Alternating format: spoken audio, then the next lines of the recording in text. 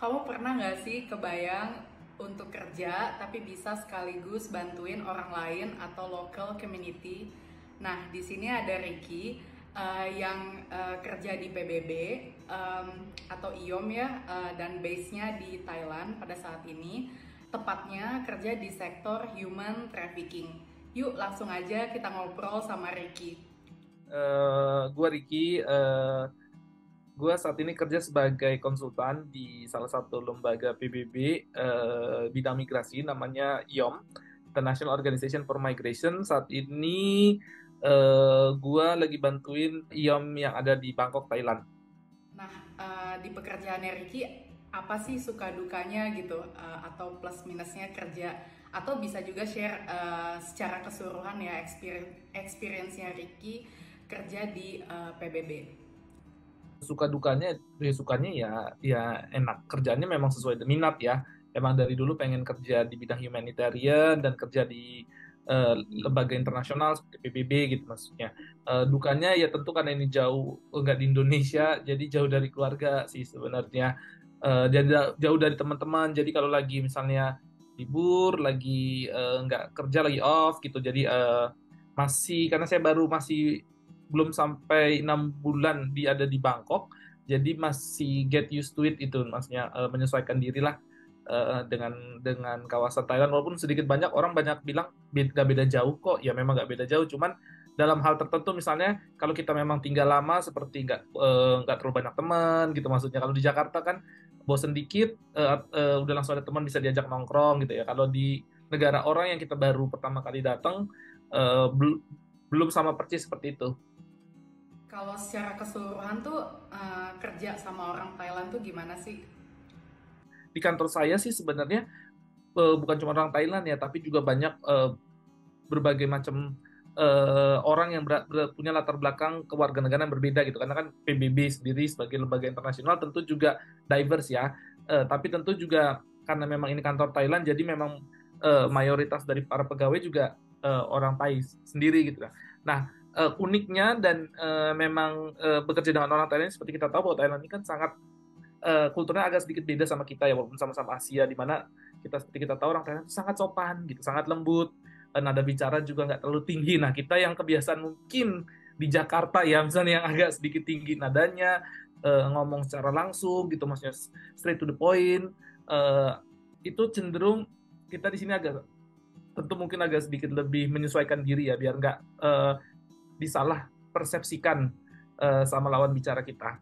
Ya, walaupun Jakarta itu kadang-kadang juga ngeselinnya macet, habis itu ya Kan di Bangkok eh, juga macet, Bangkok nggak macet, tapi kami kan ada lebih banyak jamnya lah ya. menggunakan ya dan lebih banyak menggunakan public transportation kayak MRT-nya gitu maksudnya, atau Bangkok Skytrain-nya gitu, BTS gitu kan. Jadi itu sebenarnya masih nggak menjadi permasalahan seperti yang di Jakarta, cuman masalah teman ini nih gitu, maksudnya kan saya sebagai orang warga baru di sini juga belum memiliki banyak teman seperti saya yang ada di Jakarta. Jadi kalau waktu-waktu tertentu misalnya lagi off, kita kan belum terlalu kenal dekat juga dengan orang-orang lokal ya misalnya. Jadi Iya. untuk hal-hal misalnya kayak eh, ketemuan di luar kantor ataupun apa, itu masih belum selepas kalau misalnya mungkin di Jakarta.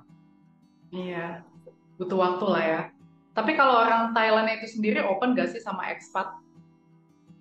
Thailand kalau saya belum bisa tahu ya, karena saya baru eh, mulai tinggal di Bangkok itu mulai dari September, Nura. Jadi saya belum bisa mengeneralisir apakah dia terbuka atau enggak. Cuman ya tipikal seperti sama orang Indonesia sih pada umumnya dan Asia pada umumnya, sebenarnya masih mereka nggak terlalu maksudnya kita yang harus memulai approach perkenalan ke mereka gitu, maksudnya ketimbang sebaliknya gitu maksudnya.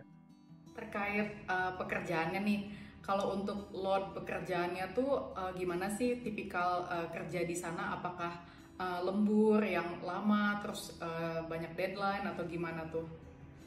Sebenarnya nature dari kerjaan saya sih sebenarnya ada dua rule. Yang pertama adalah karena humanitarian ya, emergency. Yang kedua adalah yang non emergency. Non emergency ini mungkin seperti capacity building gitu, maksudnya peningkatan networking gitu kan, maksudnya kerjasama. Nah, kalau yang ini kan juga tentu kita masih bisa prediksi ya, misalnya ada jadwalnya gitu misalnya. Jadi tapi kendalanya juga memang karena memang dimanapun juga saya yakin karena kita banyak berhubungan sama pemerintah, tentu kita nggak bisa men-set waktu kita sendiri gitu kan, maksudnya karena ada pemerintah juga Mhm. memiliki jadwal masing-masing nih gitu, maksudnya yang kita nggak bisa paksakan, belum tentu mereka pas sama jadwalnya kita. Jadi hal menunggu itu aja sih sebenarnya waktunya gitu. Tapi sedikit banyak ya bisa kita handle. Nah, kalau yang emergency ini kita memang harus siap-siap gitu, misalnya mana tahu ada emergency case masuk gitu maksudnya,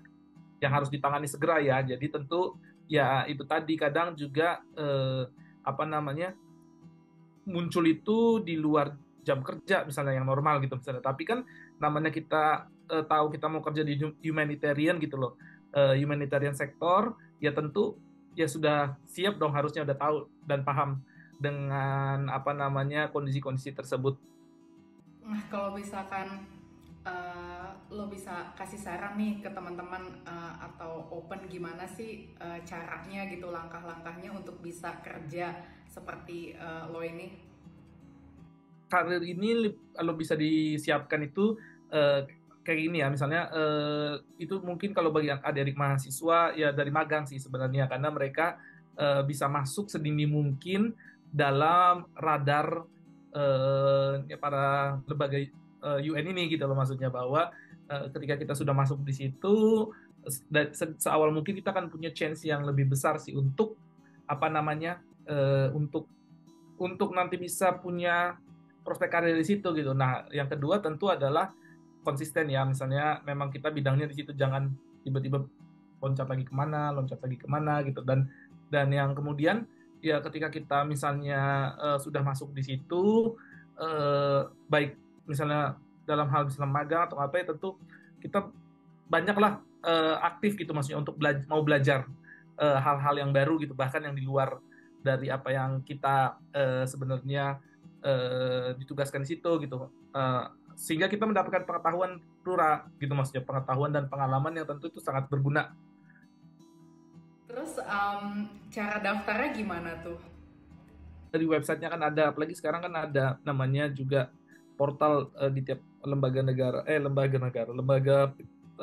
internasional ini punya website yang update selalu terhadap lowongan-lowongan gitu, maksudnya yang berbeda gitu maksudnya. Jadi ya sering-sering dipantau aja gitu maksudnya, dan makanya tadi saya bilang perlu dipersiapkan secara dini. Jadi ketika ada posisi yang memang kita tertarik dan sesuai dengan spesifikasi kita atau minat kita itu muncul, ya kita udah siap gitu loh, Mbak Nura. Jadi nggak langsung harus nunggu dulu gitu kan, karena posisi ini kan nggak selalu ada gitu. Misalnya kalau saya contohnya mungkin misalnya kalau saya minat untuk bidang humanitarian gitu kan, atau nggak untuk bidang di field work gitu kan, bekerja di lapangannya. Nah, posisi ini kan belum tentu ada lagi gitu tahun depan ataupun itu. Jadi ketika muncul itu kita udah siap nih untuk punya chance, terutama skillnya gitu, misalnya hal-hal yang misalnya pengalaman yang apa gitu. Makanya memang kalau untuk bekerja di lembaga kayak seperti PBB memang perlu persiapan yang matang gitu. Namanya juga udah niat ya. Kalau udah niat kan berarti harus serius.